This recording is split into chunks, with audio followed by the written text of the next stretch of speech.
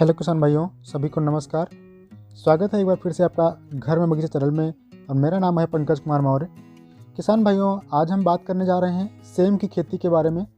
जो किसान भाई हमारे सेम की खेती कर रहे हैं उनकी एक समस्या आ रही है कि उनके फूल जो हैं वो ज़्यादा गिर रहे हैं फसल के। तो भाइयों, आज हम सेम की फसल संबंधित जैसे फूल गिरना, वानस्पतिक वृद्धि ना होना, फलियाँ कम बनना या फलियों में चमक ना होना, इन सभी जो समस्याएं हैं इन पर विस्तार से बात करेंगे।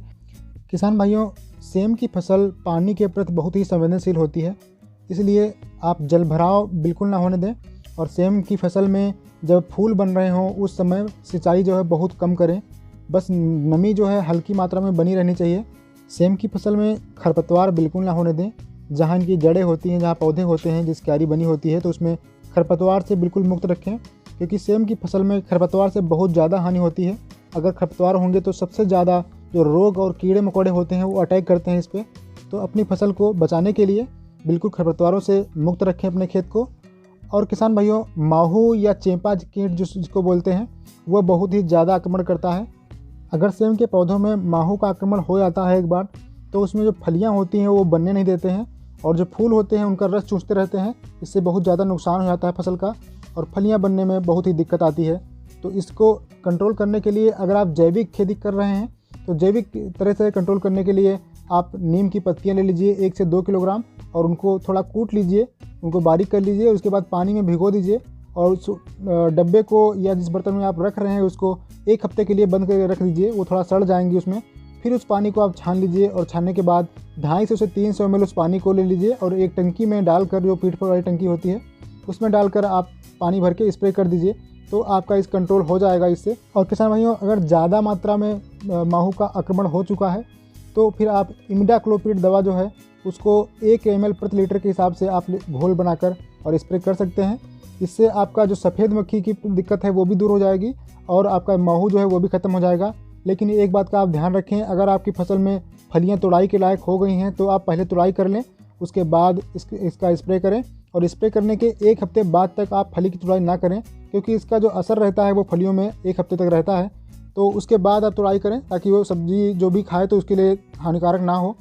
और अगली बात ये है कि अगर आपकी फसल में वानस्पतिक वृद्धि कम हुई है, जिससे फलियां कम बन रही हैं या उनकी ग्रोथ रुकी हुई है, तो आप NPK 19-19-19 का 100 ग्राम मात्रा ले लीजिए और उसको एक टंकी में डालकर, जो 15-16 लीटर टंकी होती है उसमें डालकर आप स्प्रे कर दीजिए। इससे पौधे की ग्रोथ शुरू हो जाएगी और काफ़ी अच्छी मात्रा में उसमें पत्तियाँ निकलेंगी और बहुत ही स्वस्थ जो पौधा है वो बहुत ही स्वस्थ हो जाएगा। किसान भाइयों, अब बात करते हैं कि जिनकी फसल अच्छे से ग्रोथ पकड़ चुकी है, ग्रोथ अच्छी हो गई है, लेकिन उनमें फलियाँ बहुत कम बन रही हैं या फ्लावरिंग बहुत कम हो रही है, तो उनके लिए एक सुझाव है हमारी तरफ से कि वो जब NPK का स्प्रे करेंगे, अगर वो करना पड़ रहा है उनको, तो करने के बाद कर सकते हैं, या जिनकी ग्रोथ अच्छी हो चुकी है तो वो केवल ये चीज़ फॉलो करें जो हम आपको बताने जा रहे हैं। आपको पोषक सुपर या फिर जो ईसा बियान आता है उनमें दोनों में से किसी एक को लेना है। ये टॉनिक होते हैं, ग्रोथ प्रमोटर होते हैं और इससे फूलों की संख्या बहुत ज़्यादा बढ़ जाती है। आप पोषक सुपर ले लीजिएगा, इसकी 30 से 35 ml मात्रा को प्रति टंकी के हिसाब से डालकर आप स्प्रे कर सकते हैं। या फिर ईसा बियान अगर आपको मिलता है तो 40 से 50 ml प्रति टंकी के हिसाब से आपको घोल करना है और 15 दिन के अंतर से आपको कम से कम 2 स्प्रे करने हैं। किसान भाइयों, अगर आप ऐसा करते हैं तो आपकी फूल झड़ने की, जो फसल में फूल झड़ने की समस्या है वो दूर हो जाएगी और ज़्यादा से ज़्यादा इसमें फ्लावर बनते हैं। क्योंकि जो पोषक सुपर होता है उसमें भी अमीनो एसिड्स की मात्रा बहुत ज़्यादा होती है, जो बहुत ही हेल्प करता है फूल लाने के लिए और जो फलियाँ हैं उनको साइज़ में बढ़ाने के लिए। तो आप दोनों में से कोई भी एक ले सकते हैं। किसान भाइयों, पोषक सुपर जो है वो कृषि रसायन कंपनी बनाती है और जो ईसा बियान है वो सिंजिटा कंपनी बनाती है।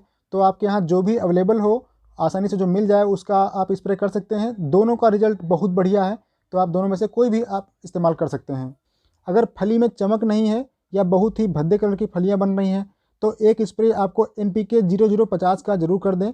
100 ग्राम पर टंकी के हिसाब से आपको डोज रखना है और इससे फली बहुत ही चमकदार बनती है और फलियों की संख्या भी बहुत ज़्यादा हो जाती है।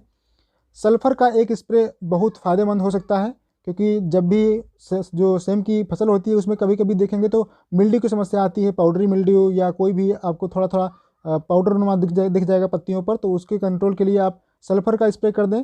आपको 100 ग्राम सल्फ़र लेना है टंकी के हिसाब से और आप स्प्रे कर दीजिए। इसका आप हर 15-20 दिन में एक बार स्प्रे कर सकते हैं। इससे बहुत ज़्यादा प्रभाव पड़ता है फसल पर, पत्तियाँ बहुत चमकदार हो जाती हैं और सल्फ़र की जो कमी होती है वो भी पूरी हो जाती है और फंगस कोई भी आपकी फसल में अटैक नहीं कर पाते हैं।